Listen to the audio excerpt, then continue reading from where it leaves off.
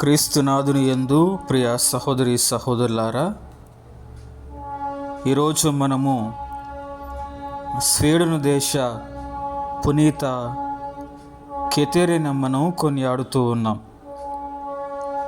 పునీత బ్రిజితమ్మ గారి కుమార్తె బ్రిజిత గారి తొలి మఠ శ్రేష్ఠురాలు. క్రీస్తు శకము 1331 నుంచి 1381 వరకు.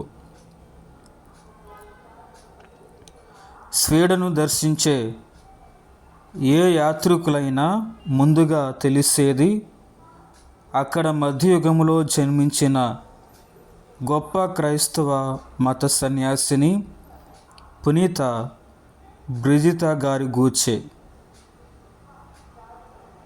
బ్రిజిటైను మఠకనే సభ ఇక్కడ గొప్ప ప్రభావం చూపింది. బ్రిజిత గారు గొప్ప క్రియాశీలనాత్మక వ్యక్తి. తప్పు చేస్తే సరి, వారు పాపుగారైనా మహారాజు అయినా లెక్కలేదు, బుద్ధి చెప్పి తీరుతారు. వీరొక ఇంజనీరు కూడా.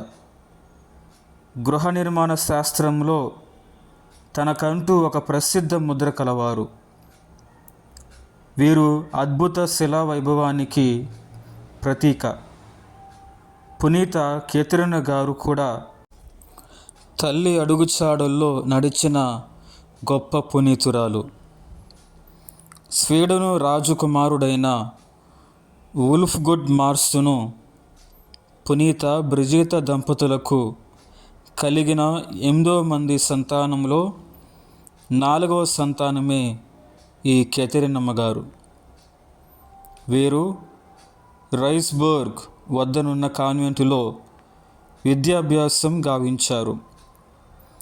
తన తండ్రి ఆదేశానుసారము వీరు తన 14వ ఏటనే వివాహము చేసుకున్నారు. భర్త జర్మనీ దేశానికి చెందినవారు. పేరు ఎగ్హార్డు. ఆయన ధనికుడే కానీ విద్యావంతుడు, గొప్ప భక్తిపరుడు. ఈ దంపతులిద్దరూ ఒకరికొకరు చెప్పుకొని అంగీకరించి బ్రహ్మచర్య వ్రతాన్ని పాటించాలని నిశ్చయించుకున్నారు. కెథెరినమ్మ తానొక మఠకనిలాగానే విశుద్ధ జీవితం జీవించారు. కొంతకాలం తరువాత తన భర్త ఎగ్హార్డు చనిపోవడంతో వితంతువైన కెథెరినమ్మ గారు ఇటలీ దేశంలోని రోమ్ నగరంలో ఉన్న తల్లి బ్రిజిత గారి వద్దకు చేరుకున్నారు. 1344 వితంతువులైన తన తల్లికి చేదోడు వాదుడుగా ఉంటూ వారు రోమ్ నగరంలోనే నిర్వహించే భక్తి కార్యక్రమాలలో పాల్గొన్నారు.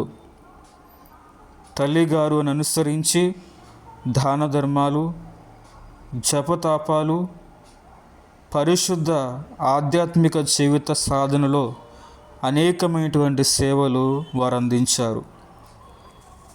క్రీస్తు శకము 1372లో తల్లి బిడ్డలైన పునీత బ్రిజిత కెథెరినమ్మ గారులు కలిసి యేసు ప్రభు శ్రమలు అనుభవించిన కలువరిగిరి అనబడు యెరూషలేము పవిత్ర భూమికి తీర్థయాత్రగా సందర్శించి ఆ ప్రభువుని మనస్సారా వేడుకొని ధ్యానించి వచ్చారు. వారి హృదయాలు నూతన ఉత్తేజంతో వెలుగొందాయి. ఈ పునీతులిద్దరూ కలిసి రోజుకు కనీసము 4 గంటల పాటు ప్రభు శ్రమలైన 14 స్థలాలను ధ్యానించి ప్రార్థించేవారు. మరో 2 సంవత్సరాలలో వీరి తల్లి పునీత బ్రిజిత గారు క్రీస్తు శకము 1373లో పరమపదించారు.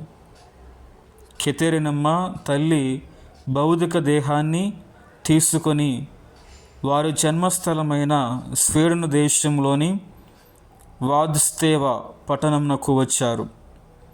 అక్కడ బ్రిజితమ్మ గారే స్థాపించిన రక్షకుని సభ కాన్వెంటు ఆవరణంలో భూస్థాపనం చేయించారు. ఆ తరువాత కెథెరినమ్మ గారు తన ప్రార్థనా జీవితం, తన అయోగ్యత వల్ల తమ తల్లిగారు నెలకొల్పిన రక్షక సభ కాన్వెంటుకు మఠ శ్రేష్ఠురాలమ్మ అయ్యారు. తన అనుభవముతో ఎంతో నేర్పుగా, ఓర్పుగా ఆ మఠాన్ని పాలించారు. 6వ అర్బన్ పాపు గారు తమ మఠము యొక్క కడపటి గుర్తింపును కూడా పొందారు. క్రీస్తు శకము 1381 మార్చి 24న స్వీడను దేశ కెథెరినమ్మ గారు దేవుని యందు శాశ్వతముగా నిద్రించారు. వీరు తమ జీవిత కాలంలో ఆత్మ ఊరడింపులు అనే శీర్షికతో పుస్తకం రాశారు. కానీ ఆ ప్రతి ఇప్పుడు ఎక్కడా లభ్యం కావటం లేదు. కెథెరినమ్మ గారి క్రీస్తు విశ్వాసం, మఠ శ్రేష్ఠురాలమ్మగా శ్రీసభకు అందించిన సేవలకు గాను క్రీస్తు శకము 1484లో 8వ ఇన్సెంట్ పాపుగారుచే పునీతురాలుగా ప్రకటింపబడ్డారు. గ్రీకు పదమైన కెథెరినా అంటే పరిశుద్ధ, పవిత్రత, నిర్మల అని అర్థం. ధ్యానాంశం: మనకు అప్పగింపబడిన పనుల ద్వారా దేవుణ్ణి సంతృప్తిపరుస్తూ మనం ఆయన సేవకులమని పిలువబడటానికి కూడా అర్హులం కామని నమ్మటంలోనే అసలైన నమ్రత ఉంది. పునీత కెథెరినమ్మ గారా, మా కొరకు, మా కుటుంబాల కొరకు ప్రార్థించండి.